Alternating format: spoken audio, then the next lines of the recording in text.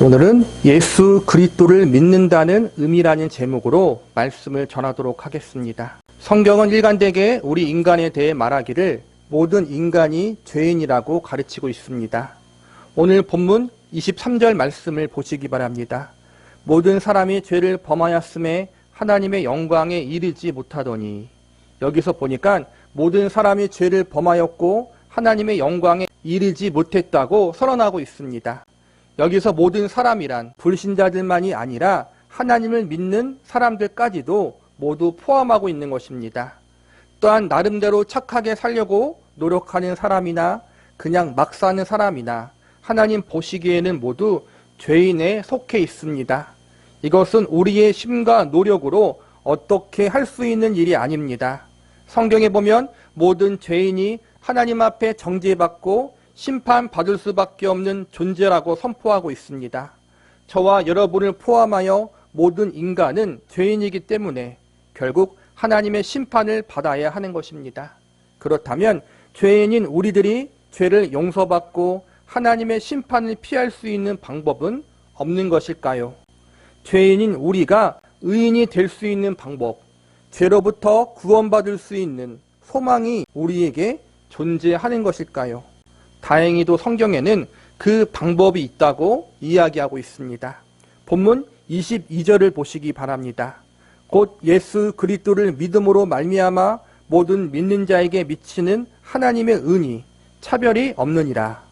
여기서 보니까 죄인이 구원받을 수 있는 방법을 바로 예수 그리스도를 믿는 것이라고 가르치고 있습니다. 우리는 오늘 본문의 말씀을 통해서 예수 그리스도를 믿는다는 말씀 속에 담긴 의미에 대해서 살펴보는 시간을 가져보도록 하겠습니다. 예수 그리스도를 믿는다는 것은 첫 번째로 내가 죄인이라는 사실을 인정하고 받아들이는 것입니다. 본문 19절과 20절을 보시기 바랍니다. 우리가 알거니와 무릇 율법이 말하는 바는 율법 아래에 있는 자들에게 말하는 것이니 이는 모든 입을 막고 온 세상으로 하나님의 심판 아래 있게 하려 함이라. 그러므로 율법의 행위로 그의 앞에 의롭다 하심을 얻을 육체가 없나니 율법으로는 죄를 깨달음이니라. 율법은 좁게는 구약 성경을 가리키는 것이고 넓게는 하나님의 모든 말씀을 가리키는 것입니다. 19절과 20절의 말씀의 의미는 하나님의 말씀으로 대표되는 율법의 기준으로 볼 때 하나님 앞에 의로운 존재, 죄가 없는 존재로 인정받을 만한 사람이 이 세상에는 아무도 존재하지 않는다는 것입니다. 창세기 1장에 보면 원래 온 세상은 하나님에 의해 선하게 창조되었습니다. 인간 역시 하나님께서 아무런 죄가 없는 의롭고 선한 존재로 만드셨습니다. 하나님께서 아담과 하와라는 인간을 창조하시고 이들에게 이 땅의 모든 것을 다스리고 잘 관리하라는 청지기의 소명을 주셨습니다. 하나님이 이들에게 온 세상을 맡기시면서 금하신 것이 딱 하나가 있는데 그것은 바로 선악을 알게 하는 나무의 열매를 먹지 말라는 것입니다. 일명 선악과를 먹지 말라는 것입니다.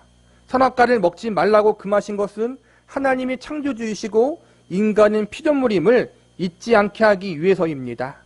하나님이 주인이고 아담과 하와는 하나님의 것을 잠시 관리하는 청지기임을 잊지 않게 하기 위하여 최소한의 안전장치를 주신 것입니다.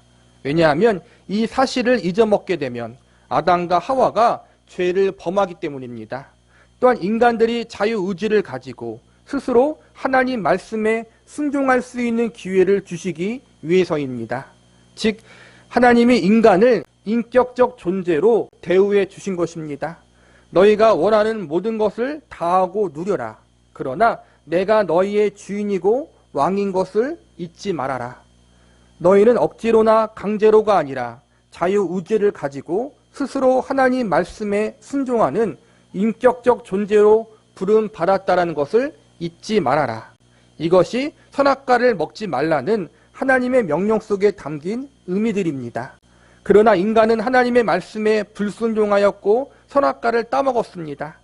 피조물이고 청지기라는 자리에서 벗어나 스스로가 주인의 자리에 오르려고 했던 것입니다. 자유의지를 가지고 하나님께 순종하기를 거절하고 하나님의 자리에 오르려는 반역의 범죄를 저지른 것입니다. 이것은 비단 인간의 조상인 아담과 하와의 죄뿐만이 아니라 저와 여러분의 죄입니다. 오늘날 우리의 삶의 모습을 살펴보시기 바랍니다. 우리는 인생을 살아가면서 하나님이 아니라 내 자신이 내 삶의 주인된 자리에 서 있지 않습니까? 혹은 세상의 그 무엇이 내 삶의 주인된 자리에 있지 않습니까? 만약 우리의 삶의 자리에 하나님이 주인으로 계시지 않는다면 우리는 날마다 죄를 짓는 죄인의 자리에 있는 것입니다. 그리고 우리는 실제로 하나님이 주인이 아닌 것처럼 인생을 살아가고 있습니다. 이렇듯 우리 인간은 아담과 하와의 타락 이후에 계속해서 하나님의 왕되심과 주인되심을 거부하고 스스로가 주인인 왕이 되겠다고 반역을 범하며 살아가고 있습니다. 하나님이 아닌 다른 것을 왕으로 삼고 살아가는 죄를 범하고 있습니다. 이러한 우리의 모습은 결국 우리와 하나님과의 관계가 원수가 되게 하였고 하나님 앞에 심판을 받아 영원히 지옥불에 들어갈 수밖에 없는 존재로 만들었습니다. 수많은 사람들이 하나님과 원수된 상태, 내가 지옥 갈 수밖에 없는 존재가 되어버린 것을 취소시킬 수 있는 방법을 찾기 위해 노력했지만 모두가 불가능했습니다. 아무리 착한 일을 해도 선하게 살아도 다른 종교로 들어가 봐도 우리의 죄인된 상태는 변할 수가 없는 것입니다. 우리는 이러한 사실을 인정해야 합니다. 이처럼 우리는 하나님을 반역한 죄인이라는 사실, 우리는 결국 죄로 인한 영원한 형벌과 저주, 지옥의 심판을 받을 수밖에 없는 존재임을 깨닫고 받아들이는 것, 이것이 예수 그리스도를 믿고 영접한다는 말씀 속에 담긴 첫 번째 의미입니다. 예수 그리스도를 믿는다는 것은 두 번째로 예수님이 나의 의가 되신다는 사실을 믿음으로 받아들이는 것입니다. 하나님의 기준에서 의로움은 하나님 말씀을 온전히 지키는 것입니다. 그런데 인간은 죄인이기 때문에 하나님의 말씀을 온전히 지킬 수 없고 그러므로 하나님 앞에 의롭다 인정받을 수 없습니다. 그런데 하나님의 말씀을 온전히 지킬 수 없는 죄인인 우리들에게 새로운 의가 선물로 주어질 수 있다고 선언되고 있습니다. 본문 21절과 22절을 보시기 바랍니다. 이제 율법 외에 하나님의 한 의가 나타났으니 율법과 선지자들에게 증거를 받은 것이니라. 곧 예수 그리스도를 믿음으로 말미암아 모든 믿는 자들에게 미치는 하나님의 의는 차별이 없느니라. 여기서 보니까 하나님의 말씀을 온전히 지킴으로 얻게 되는 의와 예수 그리스도를 믿음으로 말미암아 선물로 얻어지는 의가 있다고 설명하고 있습니다. 위에서 배웠듯이 우리는 모두 죄인이기 때문에 하나님의 말씀을 온전히 지킬 수 없고 율법의 기준에 부합할 수 없습니다. 우리는 하나님 말씀을 거역하고 불순종하는 죄인 중에 죄인들입니다. 우리가 아무리 착하게 살고 선하게 살아도 우리는 하나님의 율법과 말씀의 기준에 합당하지 못한 죄인들이고 결국 영원한 저주와 심판, 지옥의 형벌을 받을 수밖에 없는 존재인 것입니다. 그런데 하나님이 이러한 우리의 모습을 불쌍히 여겨주시고 우리에게 이런 죄인된 자리에서 벗어나 의인으로 살 수 있는 길, 구원받을 수 있는 길을 열어주셨습니다. 그 길이 바로 예수 그리스도를 믿는 것입니다. 예수 그리스도를 믿는다는 것은 예수 그리스도가 우리의 구원자이고 우리의 의가 되신다는 사실을 믿는다는 의미가 담겨 있습니다. 우리가 하나님이 원하시는 의의 기준에 부합하거나 우리가 의로운 무언가를 했기 때문에 구원받는 것이 아니라 예수님 그분 자신이 우리의 의가 되시고 우리를 구원해 주시는 것입니다. 예수님을 믿는다는 말 속에는 우리가 가지거나 만들어낸 의가 아니라 예수님이 주시는 의가 우리의 구원의 근거가 된다는 것을 믿는다는 것입니다.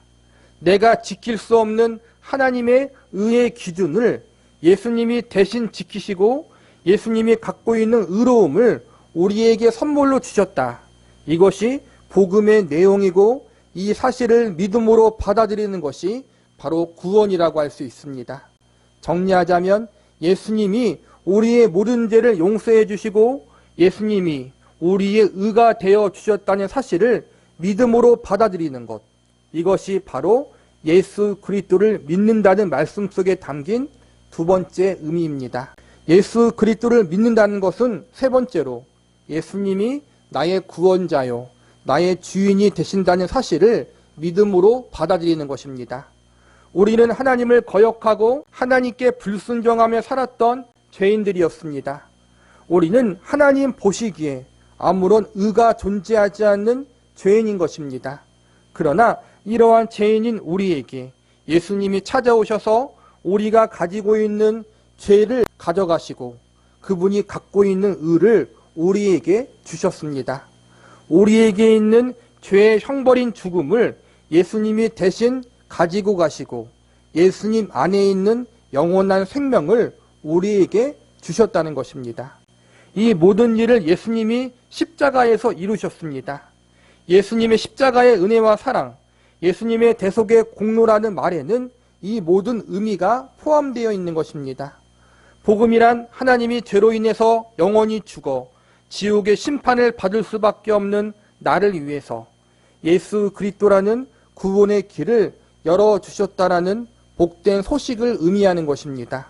그리고 복음의 복된 소식의 주인공인 예수님이 나의 모든 죄를 용서하기 위하여 십자가에 대신 죽으셨다는 사실을 믿음으로 받아들이는 것이 바로 구원이라고 할 수 있습니다. 예수님이 나의 죄 때문에 십자가에서 죽으신 것을 믿는다는 것은 죄인된 나도 예수님과 함께 십자가에 달려 죽었다라는 사실을 믿는 것입니다. 하나님을 거역하는 사람이었던 내가, 하나님께 불순종하며 내 멋대로 살았던 내가 예수님과 함께 십자가 상에서 죽었다라는 것을 믿는 것입니다.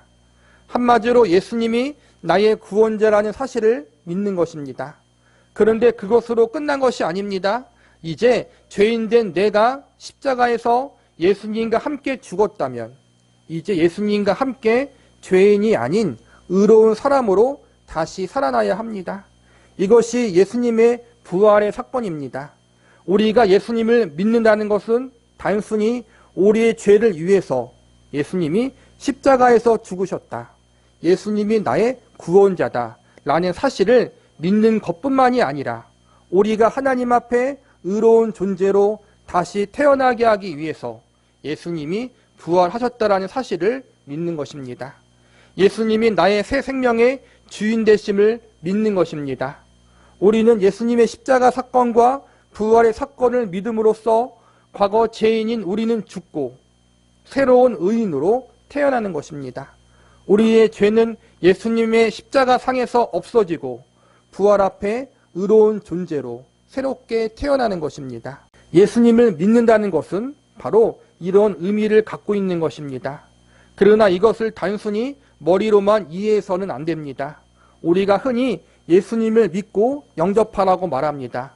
믿는다는 것과 영접한다는 말은 같은 말인데 영접한다는 말을 강조하는 것은 단순히 지식적으로, 감정적으로 예수님이 나를 위해 죽으시고 다시 사셨다, 이러한 사실을 아는 것이 구원이라고 착각하는 사람들이 많기 때문입니다. 한국 사람들이 믿는다라는 말을 너무나 쉽게 생각하기 때문에 영접한다라는 말을 함께 강조해서 사용하고 있는 것입니다. 영접한다라는 말은 받아들인다라는 말입니다. 저와 여러분의 집에 손님이 오면 문을 열어주고 집으로 들어오게 하는 것, 이것이 영접입니다. 즉 예수님을 영접한다는 것은 예수님을 우리의 마음의 문을 열어 예수님을 받아들이고 모시는 것을 의미합니다. 그냥 손님으로 모셔드리는 것이 아니라 나의 죄와 사망에서의 구원자, 나의 왕이자 주인으로 모셔드리는 것입니다. 이것이 예수님을 믿고 영접한다라는 고백 속에 담긴 진정한 의미입니다. 여러분은 예수님을 진정 믿고 영접하셨습니까? 보다 정확하게 묻는다면 여러분은 예수님을 나의 구원자요 주인으로 믿고 영접하셨습니까? 더욱 구체적으로 묻는다면 여러분은 예수님이 나의 죄의 모든 문제를 해결해 주시는 구원자요. 내가 의로운 삶을 살 수 있도록 내 인생을 주관하시고 이끄시는 주인으로 모셔드리고 계십니까? 저와 여러분이 아무리 착하게 살고 남을 돕는 선한 일을 하고 열심히 종교 생활을 해도 우리는 결코 그것으로 구원을 받을 수 없습니다. 죄송한 말이지만 열심히 교회를 다녀도 교회에 헌금을 많이 내셔도 구원을 받을 수 없습니다. 조금 언짢는 말씀이지만 교회에 정기적으로 열심히 봉사하고 헌신하셔도 구원을 받을 수 없습니다. 내가 신앙생활을 열심히 잘하고 성경 말씀을 많이 읽고 보고 알아도 구원 받을 수가 없습니다. 물론 이 신앙적인 열심과 헌신이 우리에게 필요합니다. 그런데 중요한 것은 이 모든 것이 우리에게 필요하지만 그것이 우리를 구원할 수는 없다는 것입니다. 순서를 바꾸지 말라는 것입니다. 우리가 구원받기 위해서 신앙생활을 열심히 하는 것이 아니라 천국 가기 위한 목적으로 신앙생활을 열심히 하는 사람들이 아니라는 것입니다. 우리가 천국 가기 위해서 해야 할 일은 아무것도 없습니다. 그저 저와 여러분이 하나님의 자녀가 되면 되는 것입니다. 하나님의 자녀가 되기 위해서 우리가 해야 할 것은 하나님의 아들이신 예수 그리스도를 나의 구원자요 주인으로 믿고 영접하면 되는 것입니다. 예수님을 나의 구원자요 주인으로 믿고 영접하면 자연스럽게 신앙생활을 열심히 할 수밖에 없습니다. 왜냐하면 구원의 은혜가 너무 감사하기 때문입니다. 우리는 내가 신앙생활을 잘하고 열심히 해서 구원받는 것이 아니라 내가 예수님을 믿음으로 구원을 받는다는 사실을 잊지 말아야 합니다. 그리고 그 믿음 역시 하나님의 은혜로 주어졌다는 사실을 기억해야 합니다. 우리는 우리의 신앙생활이 구원받기 위한 종교적 열심으로 변질되지 않도록 조심해야 합니다. 그렇다면 우리가 구원을 받았는지 어떻게 확신할 수 있을까요? 물론 하나님만이 우리의 구원의 문제에 대한 가장 정확한 사실을 알고 계십니다. 그러나 우리가 우리 자신의 구원의 문제를 점검해 볼 필요는 반드시 있습니다. 우리가 우리 자신의 구원의 문제를 점검해 볼 때 가장 중요한 것은 두 가지입니다. 먼저는 우리에게 구원의 은혜에 대한 감사와 감격이 있느냐 없느냐를 확인하는 것입니다. 나를 구원하기 위해서 하나님께서 친히 그분의 외아들 예수 그리스도를 십자가에 못 박혀 죽으시기까지 나를 사랑한 하나님의 은혜에 대한 감사의 마음이 우리에게 있습니까? 우리를 죄에서 구원하고자 예수님이 그분 자신의 생명을 십자가에 내어주신 사랑, 그분의 생명과 맞바꾼 우리의 구원에 대한 감격이 우리에게 반드시 있어야 합니다. 그리고 이와 함께 죄인된 나의 더럽고 추한 모습에 대한 인식과 회개가 있어야 합니다. 어떤 것이 먼저라는 것은 중요하지 않습니다. 구원받은 성도들에게는 결과적으로 하나님의 사랑과 은혜에 대한 감격, 그리고 이와 함께 나의 죄악된 모습에 대한 회개, 이 두 가지 경험이 모두 있습니다. 여러분에게는 구원의 은혜에 대한 감격과 우리의 더럽고 추한 죄에 대한 애통함과 회개함의 경험이 있으십니까? 만약 이런 두 가지 경험이 있으시다면 그 경험을 내 마음속에 깊이 간직하고 잊지 마시기 바랍니다. 그리고 날마다 그 구원의 은혜와 사랑에 감격하며 나 같은 죄인 살리신 하나님과 예수님을 경배하고 예배하는 삶을 사시기 바랍니다. 반대로 아직 이런 경험이 없으신 분, 하나님 앞에 예수님 앞에 겸손히 엎드려 구하시기 바랍니다. 하나님, 제가 하나님 앞에 죄인된 존재였음을 고백합니다. 제가 그동안 하나님이 아닌 내가 내 인생의 주인이 되어 살아왔음을 회개합니다. 하나님을 거역하고 죄 가운데 살았음을 회개합니다. 하나님, 저를 용서해 주시고 예수 그리스도의 보혈로 깨끗이 씻겨 주시옵소서. 이제 제가 예수님을 저의 구원자요 주인으로 믿고 영접합니다. 저를 하나님의 자녀로 받아 주시옵소서. 제게 구원의 은혜를 주시옵소서. 이 기도가 우리의 기도가 되고 우리의 고백이 되기를 간절히 바랍니다. 우리의 죄인된 모습에 대한 회개와 애통함이 우리들의 삶 가운데 항상 있기를 바랍니다. 그리고 이와 더불어 우리의 죄보다 크신 하나님 아버지의 구원의 은혜에 대한 감격이 성김의 교회 모든 성도님들에게 가득 임하기를 기도합니다. 한 발 더 나아가 예수 그리스도로 말미암아 베풀어진 십자가의 은혜와 사랑에 대한 감사가 우리 성김의 교회 성도님들의 개인의 삶을 넘어 성도님들이 몸담고 있는 가정과 가정의 구성원들에게도 더욱 풍성히 임할 수 있기를 기도합니다.